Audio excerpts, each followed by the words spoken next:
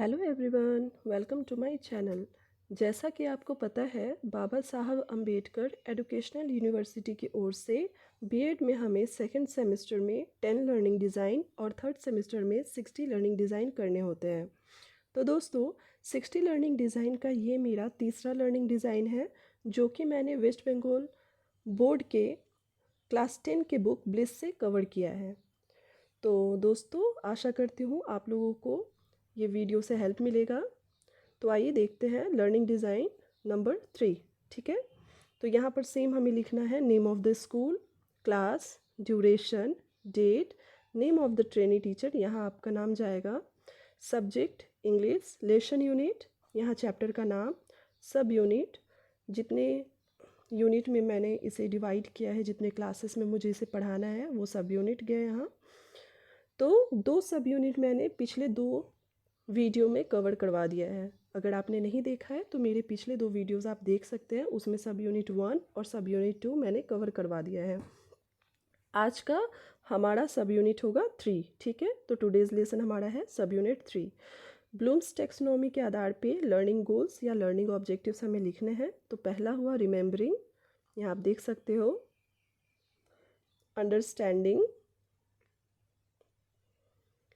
उसके बाद देखिए applying, analysing, evaluating and last creating. यहाँ हमारा लर्निंग गोल्स कंप्लीट हुआ। नेक्स्ट आइए analysing learners and the context. जब भी हम चैप्टर शुरू करते हैं तो बच्चों से 2-4 क्वेश्चंस उस चैप्टर से रिलेटेड हम पूछते हैं। तो मैंने 2 क्वेश्चंस लिए हैं, आप 3-4 जितना आप चाहें आप ले सकते हैं, लेकिन मिनिमम 2 क्वेश्चंस आपको लेने ही होते हैं। ठीक है, तो ये मेरा 2 क्वेश्चंस रहा। उसके बाद देखिए next topic, develop and select learning materials. यहाँ जब हम चैप्टर बच्चों को पढ़ाते हैं तो हम कौन कौन सा मटेरियल्स यूज़ करते हैं वो यहाँ पे हमें लिखना होता है। तो जैसे कि मैंने लिखा है text book, dictionary, black board and chalk, chart. अगर आप मॉडल यूज़ कर रहे हैं तो आप मॉडल भी यहाँ इंक्लूड करेंगे। ठीक है, उसके बाद देखिए लर्निंग स्ट्रैटेजीज़, यहाँ learning area and related strategies.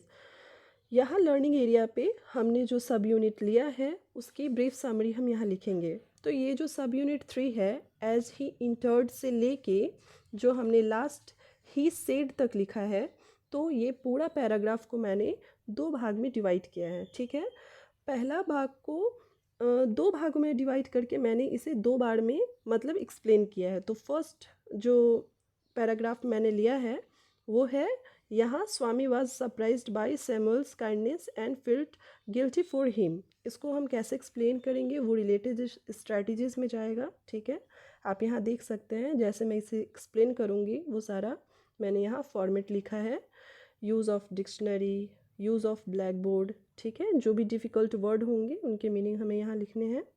ठीक, यूज ऑफ इंस्ट्रक्शनल मटेरियल, जो भी हम इंस्ट्रक्शनल मटेरियल यूज़ करेंगे, चाहे वो चार्ट हो, मॉडल हो, कुछ भी होगा तो उसके बारे में यहाँ हम लिखेंगे। ठीक है, उससे रिलेटेड जो भी हम चार्ट बना रहे हैं या मॉडल बना रहे हैं उसका इमेज भी हमें यहाँ लगाना है।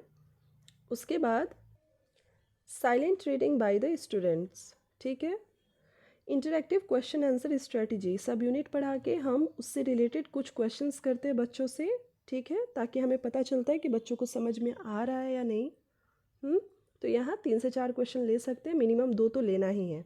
ठीक है, नेक्स्ट देखिए वही जो सब यूनिट मैंने 3 लिया है उसका ही मैंने ये सेकंड पैराग्राफ, जो 2 पैराग्राफ में मैंने खुद से बांटा है। आप उस यूनिट को आप एक में भी रख सकते हो, एक बार में ही एक्सप्लेन कर सकते हो, लेकिन जब पैराग्राफ बहुत बड़ा होता है तो उसे हम 2 बार में डिवाइड कर सकते हैं। तो इसीलिए ये पैराग्राफ बहुत बड़ा था तो मैंने 2 बार में डिवाइड करके इसे लिखा है।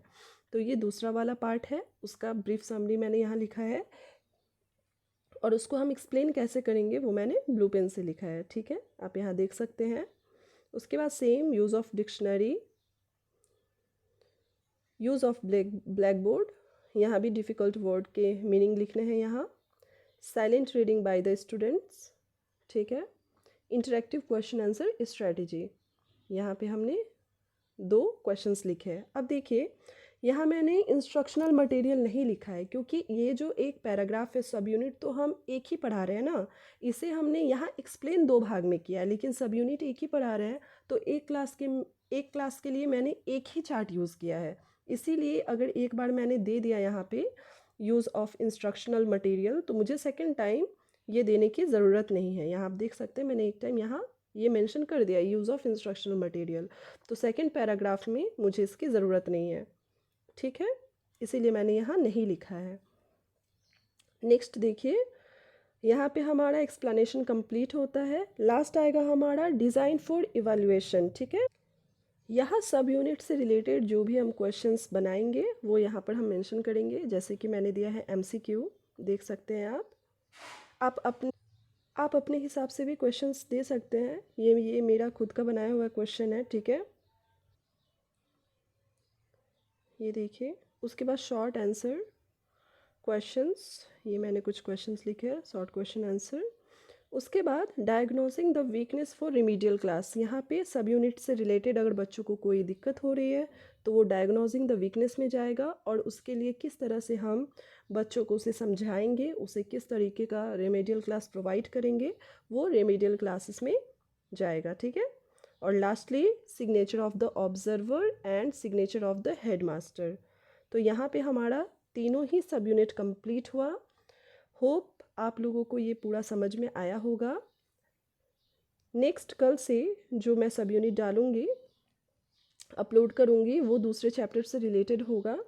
तो कोई भी डाउट हो, क्वेरी हो, तो आप मुझे कमेंट बॉक्स में कमेंट कर सकते हैं। मैं कोशिश करूँगी आप लोगों के क्वेरी को सॉल्व करने का। Thanks for watching.